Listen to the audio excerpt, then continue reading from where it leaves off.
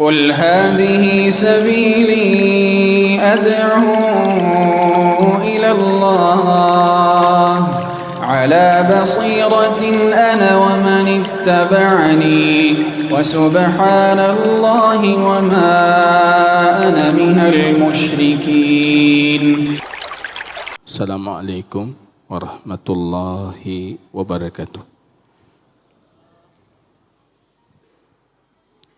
Alhamdulillahi Rabbil Alamin wal aqibatu lil muttaqin fala udwana illa 'alal zalimin. Asyhadu an la ilaha illallah wahdahu rabbi la syarika lahu wa asyhadu anna Muhammadan abduhu wa rasuluhu safiyuhu min khalqihi wa khaliluh. Ibadallah, usikum wa iyaya bitaqwallah faqad fazal muttaqun. Haitsu yaqulu rabbuna jalla sya'nuhu fi muhkami tanzilihi, ya ayyuhalladzina amanu ittaqullaha haqqa tuqatih wala tamutunna illa wa antum muslimun. Kaum muslimin dan muslimat sidang jamaah salat maghrib yang Allah muliakan,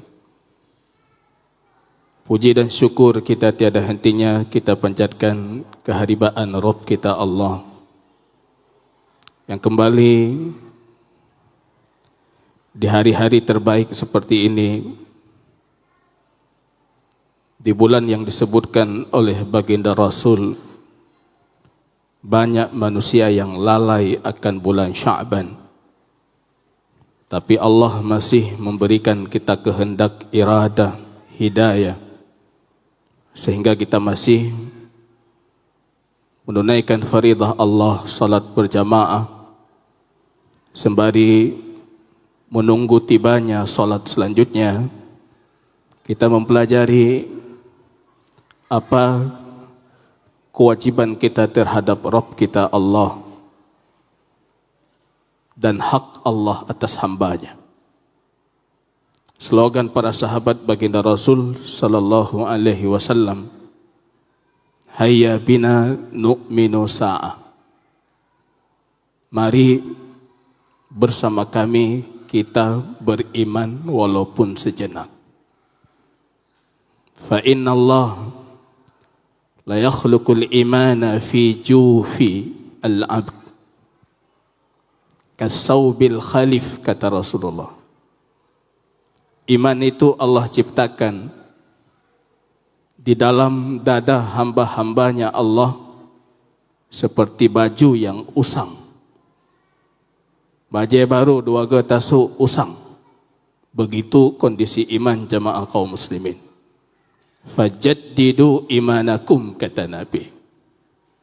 Maka hendaknya kalian memperbaharui iman kalian. Wa kaifa nujaddidu imanana ya Rasulullah? Bagaimana kami bisa memperbaharui iman kami?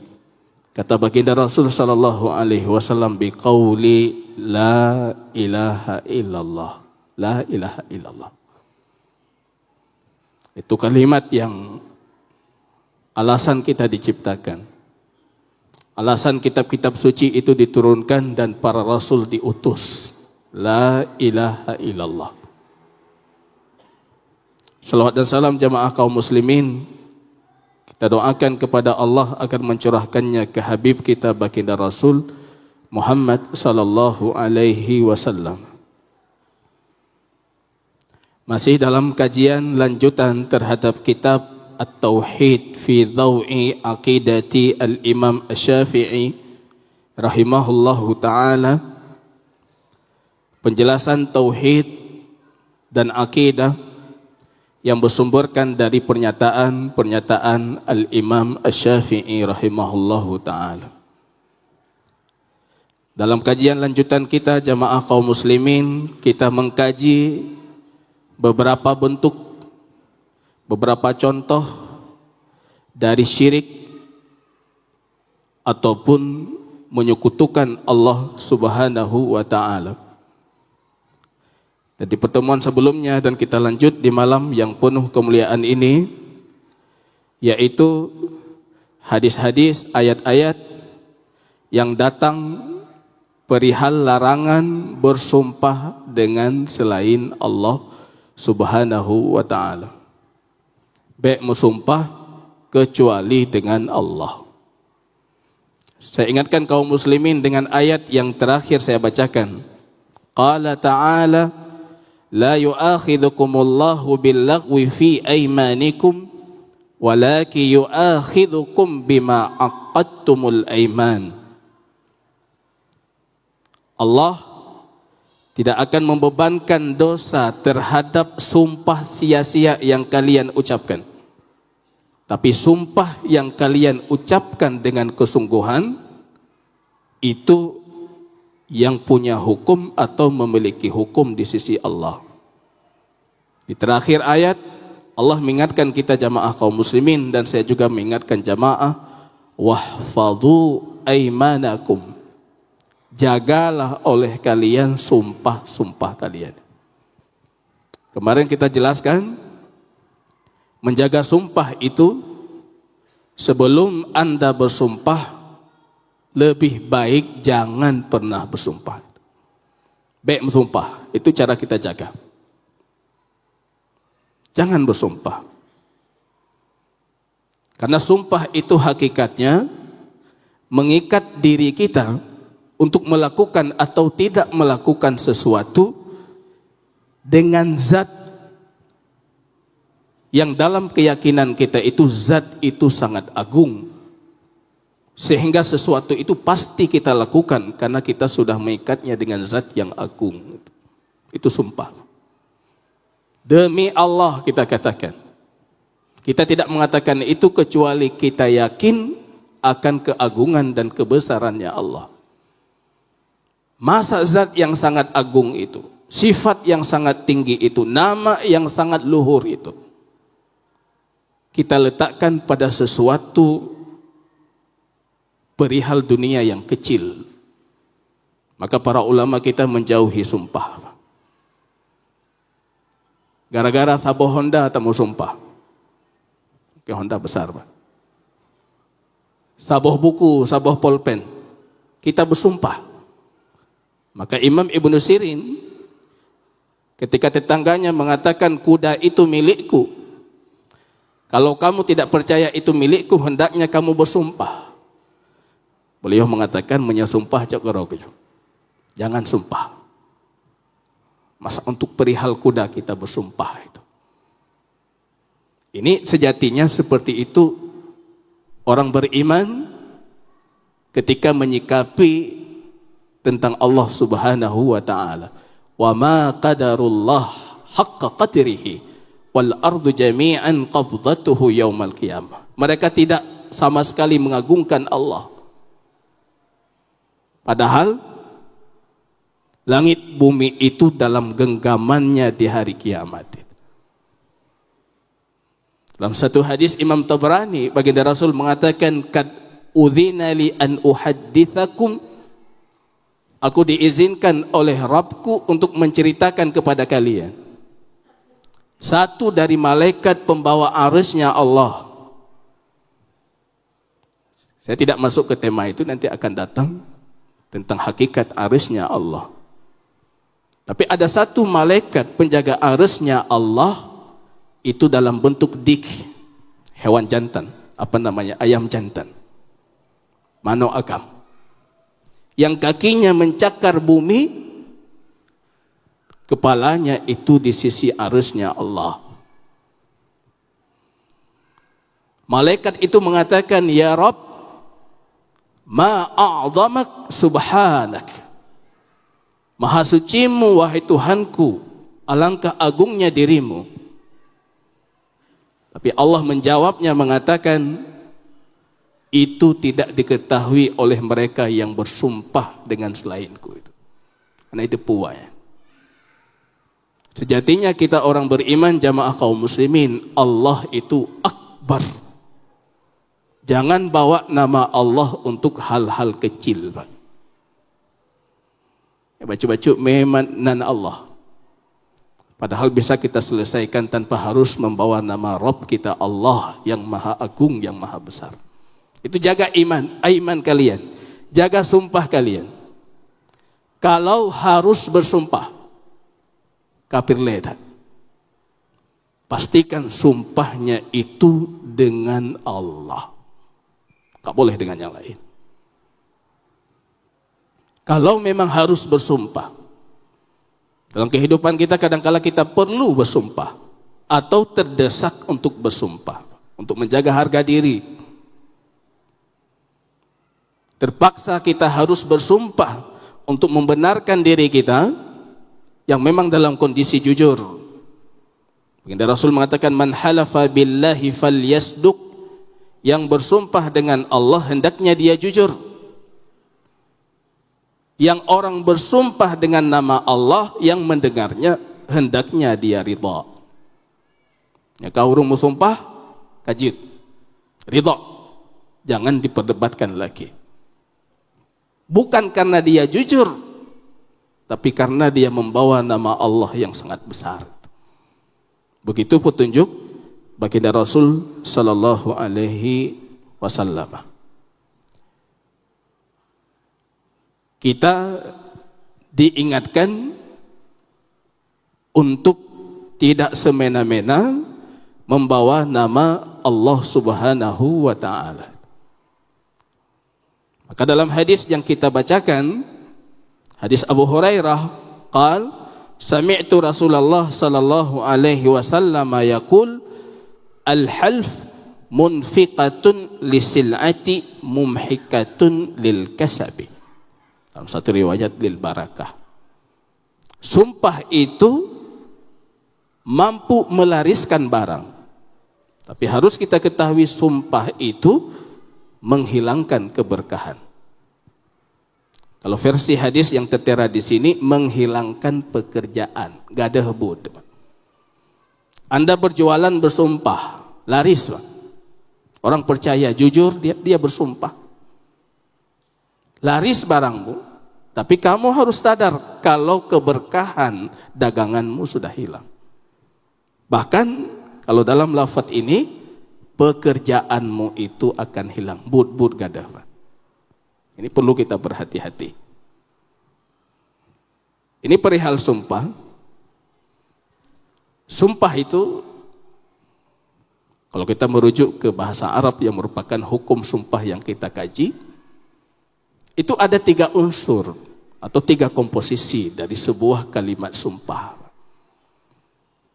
Ada namanya adatul qasam, huruf yang bisa kita gunakan untuk kita bersumpah. Orang Arab sering menggunakan huruf waw, wallahi, ujungnya kasrah itu. Wal ka'bati, kalau orang jahiliyah bersumpah dengan Ka'bah. Atau bi.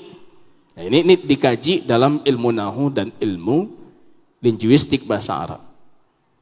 Kapan kita gunakan bi, kapan waw, kapan ta. Kita nggak kaji dalam kajian tauhid dan akidah. Komposisi kedua itu namanya al-muqsamu bihi.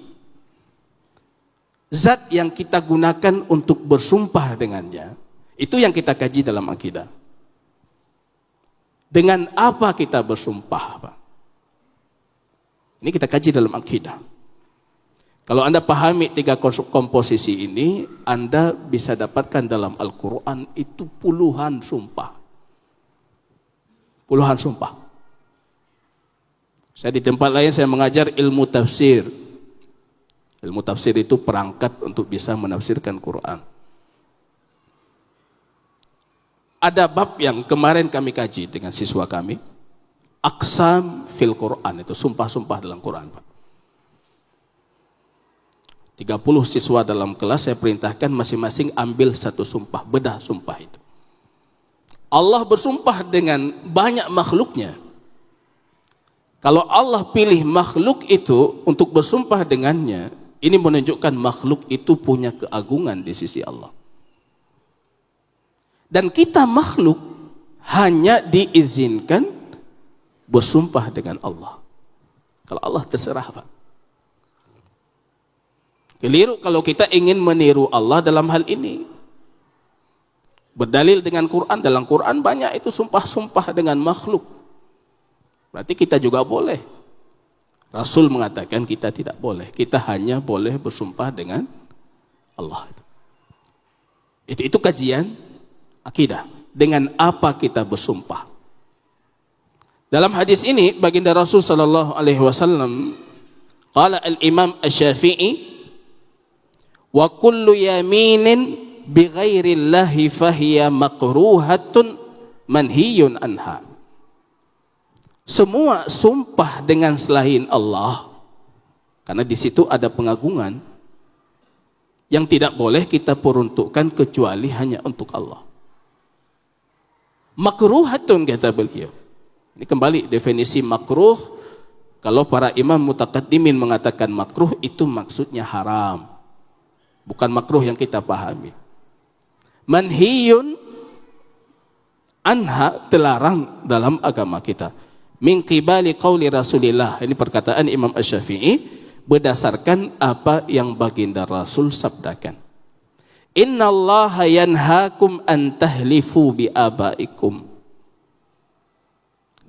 Allah melarang kalian bersumpah dengan orang tua kalian.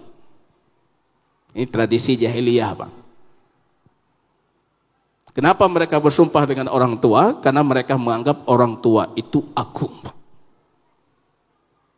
Anak kita hari ini tidak bersumpah dengan nama kita. Bukan karena mereka khawatir akan syirik. Kemungkinan besar mereka menganggap ayahnya tidak ada nilai di matanya. Hanam pucat temu sumpah ya. Nggak ada nilai, Pak. Hari ini kita diperlakukan seperti itu oleh anak-anak kita di rumah. Ikalan ngetanya ngiku mata ikalan. Bagi dia barangkali kita tidak punya nilai, Pak. Kayak ini nasihat saya dari atas podium ini mengatakan, jadi orang tua yang punya nilai di mata anak. Berharga di mata anak. Orang jahiliyah, kesalahan mereka unsur syiriknya. Tapi kalau penghormatan untuk orang tua, kalah kita dengan mereka. Bahkan Umar ibn Khattab di sisi baginda Rasul bersumpah dengan ayahnya. Wa abi ya Rasulullah, demi bapakku. Rasul mengatakan, la tahlifu ya Umar bi abaikum. Jangan kamu bersumpah dengan bapakmu. Jangan bersumpah dengan bapak. Wa man kana halifan, kata Nabi, yang mau bersumpah falyahlif billah. Ini bukan seperti tradisi para dai kita melarang sesuatu tidak kasih solusi. Nyaw hanjut, jadi kiban, hana kiban ti hanjut. Kalau baginda Rasul ini tidak boleh. Kalau memang kamu butuh untuk bersumpah, maka bersumpah dengan kasih solusi. Bersumpah dengan Allah. Au yaskut. Kalau kamu tidak mau bersumpah dengan Allah, ya diam. Jangan bersumpah dengan apapun. Ini petunjuk baginda Rasul. Semua sumpah dengan selain Allah itu sumpah batil. Faqad kafara au asyrak. Dia sudah melakukan syirik atau kufur. Kita tanya orangnya. Apa yang kamu sumpahi itu lebih agung kamu yakini? Sama keagungannya dengan Allah ataupun lebih tinggi dari Allah? Kalau dia katakan iya betul seperti itu aku yakini, maka itu syirik besar, sudah keluar dari Islam. Tapi kalau dia mengatakan tidak, fal'iyadu billah, Allah jauh lebih tinggi, jauh lebih besar, tapi bagiku apa yang aku sumpahi itu agung. Itu syirik kecil. Syirik kecil. Tapi tetap nggak diampuni syirik itu.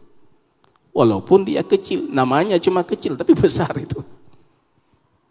besar. Sumpah dengan selain Allah itu sumpah batil. Enggak ada kafarat. Kalau dia melanggar sumpahnya tidak ada kewajiban kafarah. Kata Imam Ibn Qudamah dalam Mughni, itu nukilan dari mayoritas para ulama dan fuqaha kita. Enggak ada kafarah. Karena kafarahnya cuma satu-satu kafarah, taubat, Pak. Kalau bersumpah dengan selain Allah itu kafarahnya cuma satu, taubat. Dalam hadis Al-Bukhari, baginda Rasul mengatakan, faqul la ilaha illallah. Kalau anda sudah bersumpah dengan selain Allah, maka timpali sumpah itu dengan la ilaha illallah. Kafarahnya la ilaha illallah, taubat. Jangan pernah ulangi lagi.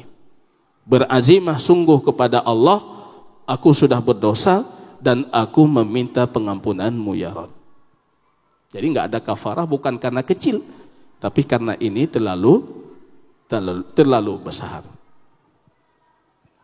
Jadi sumpah itu hakikatnya jamaah kaum muslimin, kadangkala kita melakukan itu butuh untuk meyakinkan orang, untuk menunjukkan kesungguhan. Bahkan ada pembahasan lain dalam materi akidah itu namanya al-iqsamu 'ala Allah. Orang yang bersumpah ketika dia berdialog dengan Allah. Gemu sumpah atas Allah dia. Ya Rabbi, engkau jangan lakukan ini, Pak. Itu namanya al-iqsamu 'ala Allah. Kalau sumpah seperti itu lahir karena faktor keyakinan kita yang dalam dan tinggi untuk Allah, itu dibolehkan, Pak. Padahal itu bercerita tentang apa yang akan terjadi di masa depan dan kita seperti mengharuskan Allah untuk melakukan seperti itu. Tapi kalau itu muncul karena faktor kita memang sangat yakin Allah akan menjawab doa dan permohonan kita, itu boleh kita lakukan. Maka kata Nabi dalam satu hadis, kam min asy'asi akbar. Betapa banyak orang yang lusuh, rambutnya berdebu, pakaiannya berdebu, mardudun indal abwab. Kalau dia datang ke rumah, dia minta lamaran, tertolak lamarannya. Tertolak di pintu-pintu rumah. Artinya orang tidak mengizinkan dia masuk rumah. Tapi lau aqsama 'alallahi la abarrahu. Kalau dia bersumpah atas nama Allah, Allah kabulkan sumpahnya itu. Kita jangan terkecoh dengan penampilan jamaah. Entah kala nurung santik putih. Kadangkala ada orang yang kita tidak menganggap dia. Mardudun indal abwab. Kalau dia minta izin masuk ke rumah, kita tidak mengizinkan dia masuk. Tapi kalau dia sudah berdoa, dia minta sama Allah, Allah kabulkan. Dan itu banyak terjadi di masa baginda Nabi SAW. Bukan mereka mendahului takdir, tapi karena mereka sangat yakin Allah tidak akan pernah mensia-siakan permohonan mereka. Ini kita kalau berani minta seperti itu diizinkan, tapi dengan syarat bukan karena faktor gurur, bukan karena faktor congkak, faktor sombong, faktor percaya diri yang berlebihan, tapi karena faktor siqah, percaya dengan Allah, kuat iman kita dengan Allah. Kalau faktor guru nggak boleh, bahkan dilarang. Man yata'ala alayya, kata Allah dalam hadis qudsi. Ada orang yang datang dia bersumpah, wallahi Allah tidak akan mengampunimu. Wallah kamu ahli neraka. Wallah kamu ini menghukumi orang dengan hukum yang hakikatnya itu adalah haknya Allah Subhanahu wa ta'ala. Allah marah mengatakan, "Man yata'ala alayya." Siapa dia itu yang bersumpah atas namaku, kemudian dia mengatakan si fulan tidak akan aku ampuni. Allah mengatakan, aku ampuni si fulan dan tidak aku ampuni dirinya. Jangan suka kita vonis orang lain, fokus. Tapi kalau kita Karena sikah kita dengan Allah, keyakinan kita yang dalam dan tinggi untuk Allah, kemudian kita bersumpah, insya Allah itu akan terjadi seperti apa kita sumpahi itu. Walaupun kadangkala tidak sesuai dengan norma syariah yang sudah ditetapkan. Itu terjadi kepada sahabat Rasul yang bernama Anas ibnu Nadir. Anas ibnu Nadir punya saudari perempuan yang bernama Ar-Rubaiyah. Rupanya Rubaiyah ini dalam satu kejadian mematahkan gigi seri seorang wanita Ansar, putri orang Ansar. Hukum Islam kan patah gigi ganti gigi. Gigi depan yang patah, gigi depannya dicabut. Gigi geraham yang patah, gigi gerahamnya yang dipatahkan atau dicabut. Anas ini, karena ini saudarinya yang mematahkan gigi seorang wanita Ansar. Dia datang ke Rasul mengatakan, ya Rasulullah, engkau akan mematahkan gigi Rubaiyah, saudariku. Rasul mengatakan, apa boleh buat kitab Allah Al-Qisas, itu hukum Allah, Qisas. Wallah ya Rasulullah, demi Allah, engkau tidak akan mematahkan gigi Rubaiyah. Padahal kan itu kehendak Allah. Kok dia yakin itu? Gigi Rubaiyah ini tidak akan dipatahkan. Padahal itu sesuatu yang akan terjadi itu. Baginda Rasul saya terkejut itu. Anas mengatakan, demi Allah ya Rasulullah, engkau tidak akan mematahkan gigi Rubaiyah. Rupanya tiba-tiba datang keluarga wanita yang dipatahkan giginya mengatakan, kami sudah memaafkan dan kami menerima dendanya. Itu orang kalau sudah bersumpah, Allah kabulkan, Pak. Tapi itu tentunya bukan di level iman seperti kita. Tanya minta tijurhan. Dengan Allah seperti itu, ya Allah, engkau tidak akan melakukan itu. Rupanya terjadi seperti yang dia inginkan. Itu al-iqsam Allah. Kalau punya iman yang kuat, keyakinan yang teguh terhadap Allah, itu boleh kita lakukan itu. Yang jangan karena perasaan gurur. Nabiullah Sulaiman alaihissalam ketika bersumpah, la atufanna, demi Allah, aku malam ini akan mengelilingi, maksudnya menggauli 90 wanita yang akan melahirkan 90 mujahid. Ada malaikat yang mengatakan faqul insyaallah, katakan insyaallah. Supaya beliau enggak peduli, masih tetap kekeh dengan semangatnya. Aku akan mencampuri 90 wanita yang akan melahirkan di belakang itu 90 mujahid. Faqul insyaallah, katakan insyaallah. Beliau enggak mengerti. Rupanya tidak ada satupun yang melahirkan, Pak. Satu yang lahir itu pun cacat. Ya, gantung kita dengan Allah. Insyaallah, jangan lupa. Insyaallah. Yang akan kita lakukan insyaallah. Tapi masyarakat kita insyaallah itu macam-macam maknanya. Ingat salah satu kawan ketika menulis tesis di Timur Tengah yang judulnya Hukum Insya Allah.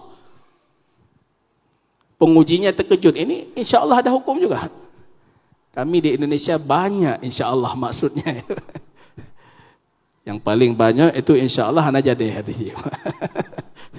Insya Allah berarti 80% hana jadi. Insya Allah.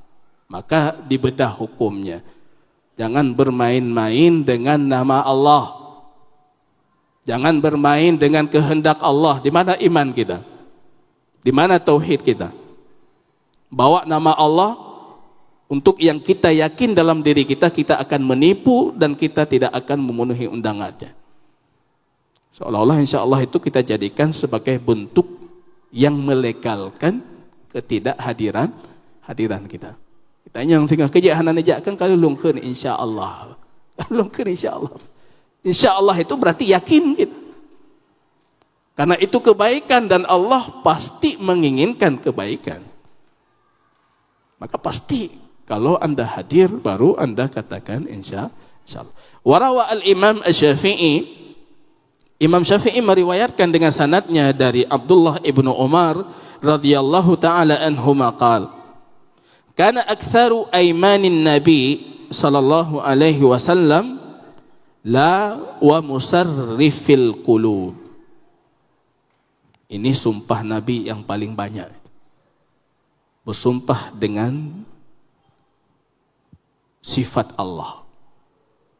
Allah sebagai yang maha membolak-balikkan hati.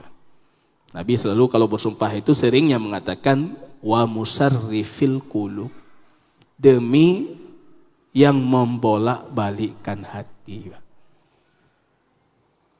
Itu Nabi bersumpah dengan itu, Pak. Demi yang membolak-balikkan hati. Karena bagi Rasul itu agung sekali. Sifat Allah yang luar biasa. Yang harus kita selalu dalam kondisi hadir dan sadar Allah itu yang maha membolak-balikkan hati. Asbaha kafira wa amsa mu'mina, atau sebaliknya. Ada yang pagi dia beriman, malamnya kafir. Atau malamnya beriman, paginya kafir. Apalagi di zaman fitnah seperti ini. Fal'iyatubillah. Rasul mengatakan wa musarrifal qulub, yang membalikkan hati, sarrif qulubana ala dini atau ala ta'atik. Jadikan hati ini atas ketaatan kepadamu. Para sahabat bertanya, ya Rasul, ini hadis lain, amanna billah, kami beriman kepada Allah, kami percaya dengan apa yang engkau bawa itu, dan engkau masih takut Allah membalikkan hati kami. Itu para sahabat. Mereka mengatakan kami beriman dengan Allah, percaya dengan apa yang engkau bawakan itu, tapi engkau masih takut Allah membalikkan hati kami. Apa kata Nabi? Itu yang aku takuti. Karena hati kita itu berada di jari jemarinya Allah. Kita harus lebih takut. Kita harus lebih khawatir. Allah maha membalik-balikkan hati, maka minta selalu sama Allah dengan keagungannya, keagungan namanya, keagungan sifatnya, untuk Allah meneguhkan hati kita di atas petunjuk dan hidayah ini. Jangan terjerumus ke dalam kesyirikan, apalagi di bulan Sya'ban ini. Hadis Imam Ibnu Majah didhaifkan oleh Daruqutni dan sebagian para ulama, tapi mayoritas atau kebanyakan para ahli hadis menghukumi maknanya sahih. Allah di pertengahan Sya'ban itu melihat khalqi, makhluknya, mengampuni semua mereka illa musyrik, kecuali orang pelaku kesyirikan ataupun musyahin yang punya permusuhan dalam dadanya untuk saudara berimannya. Jangan ada itu unsur syirik, jangan ada unsur permusuhan terhadap saudara muslim, maka kita berhak mendapatkan pengampunan Rabb kita Allah Subhanahu wa taala. Barangkali ini kajian singkat kita. Jazakumullah khair. Subhanakallahumma bihamdika asyhadu an la ilaha illa anta astaghfiruka wa atubu ilaik. Assalamualaikum warahmatullahi wabarakatuh.